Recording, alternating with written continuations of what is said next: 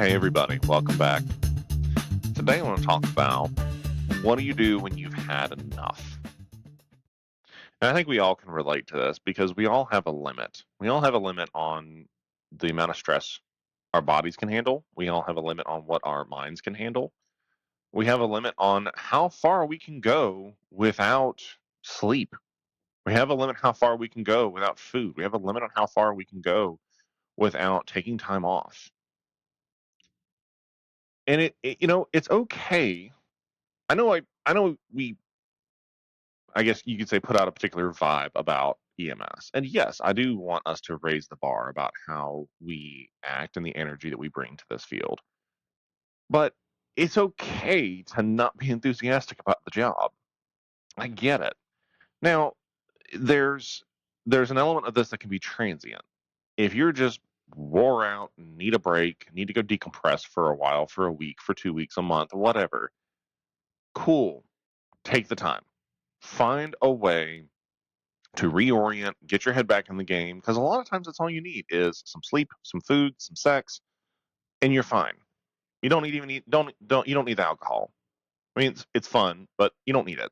So take the time to reorient. Now, they can be more serious too. If you are, it's not just this, oh my God, I'm in a slump. If it's a, hey, fuck this shit, then you need to start planning an exit strategy. Because if it's not going away, if that feeling of whatever you want to call it, burnout, moral injury, whatever term you want to slap on it, if that's not going away, you need to take some action because no one's going to do it for you.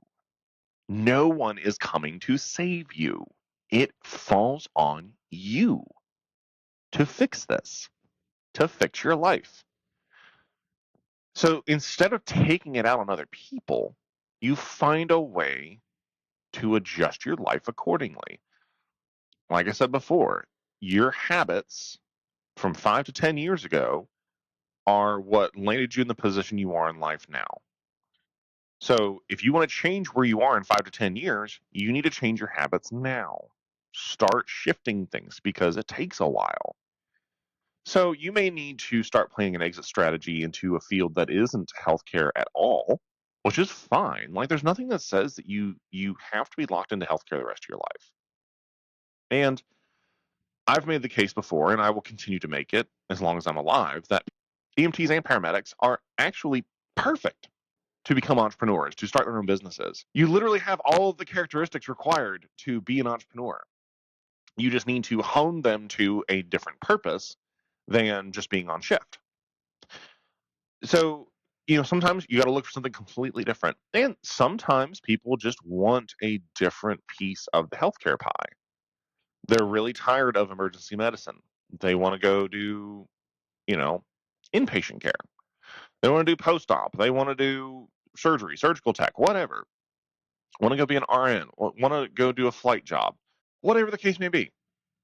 Being a paramedic is valuable experience, especially if you go the degree route. And I know that that is controversial as hell for people because there's so many in EMS that are so resistant to degrees. And I don't understand it. I do understand that degrees are not everything. A degree does not define who you are as a provider. However, it is an unfortunate necessity in healthcare. And it's kind of like, I guess you could say it's kind of like a sheepskin that you have to wear to get into certain places. Like if you don't have the degrees, unfortunately, the system's not going to take you seriously. Now, again, ultimately, who you are is what matters the most.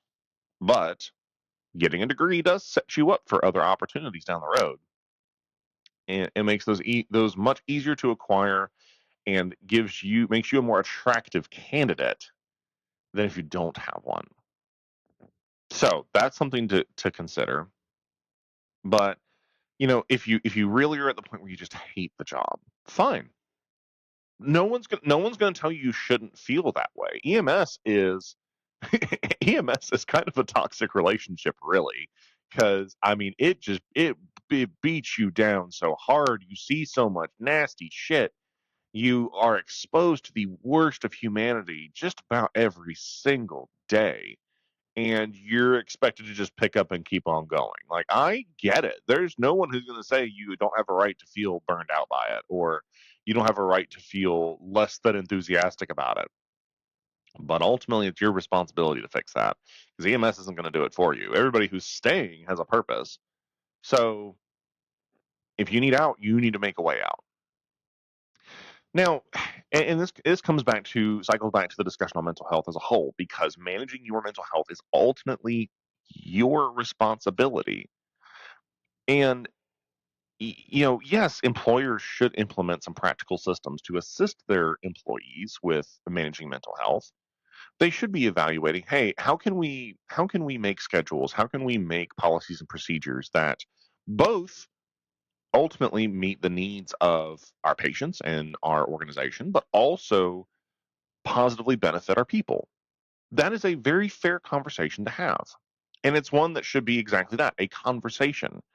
It should be something where there's an exchange back and forth. And yes, you're going to have to filter out a lot of bullshit, because unfortunately, a lot of people in EMS, they know what's wrong, but they don't really have a good grip on the solution. They'll posit a solution, but it's not actually a good solution. I've seen that happen a lot. But it needs to be a discussion regardless, because you need to be in tune with what you people need. And doing something as simple as making a viable adjustment on the schedule, or how scheduling is done, can have a huge positive impact on your people. Also, you should be evaluating how your lower levels of management are treating your field staff, because I've seen plenty of places where upper management, gung ho, love them. They were pro, the field staff. They are pro, advancing EMS. They wanted aggressive protocols, but there was a disconnect with mid-level management, and the vision from up top was not being cast down below. And that's where there needs to be some accountability. However, ultimately, when it's all said and done, you are responsible for managing your mental wellness. And there's no shame in leaving EMS. If that's what you have to do, cool. There's no shame in that. I don't want to do this forever either. I have my own plans. But no, I don't want to do this until I'm in my 50s and 60s. I'm not going to. That's not fucking happening. I'll go sell cars if I have to. I'm not going to be 60 years old waiting for Medicare to kick in and still doing this job. There's no shame in the people that do. I respect it. That's commitment. That's dedication. EMS now is not set up to foster that kind of a career anymore. It's not. So there's no shame in it. Even in this is, if you have to leave EMS, you could be someone who's been there for forever, who's been part of EMS for your entire adult life, and you just reach a point where you're like, you know what, I'm done. I have nothing left to give. I want out. I want to do something different. Cool. No shame in that. Actually, bravo for you for being self-aware enough to say, hey, this isn't working for me anymore. That's a good thing. So come to grips with that. Now, you may be a new person and you're all gung ho, you're excited, whatever, until you run that one call. And suddenly everything changes and you're like, I don't know if I can actually hack this. That is a point, if that is a genuine concern and you don't have a way around it, I'm not just going to say there's no shame in leaving. I'm going to say you need to leave, not out of shame or guilt, but because, most importantly, you are going to continue injuring yourself mentally. If you can't resolve it on the front end, it's not going to get any better as you go along. You're just going to keep stacking stuff up. But it's also for the benefit of everybody else, because if you're not able to manage this stuff, it is going to impact the people you work with. It's going to impact your patients. It's going to be a detriment. And I don't think anybody wants that. Nobody actively wants that. So if you're new and you're starting to come to grips with the fact that you're not going to be able to cut it, it's okay to leave. Yeah, you may have people talk shit, because that's what EMS people do. They talk shit about everybody.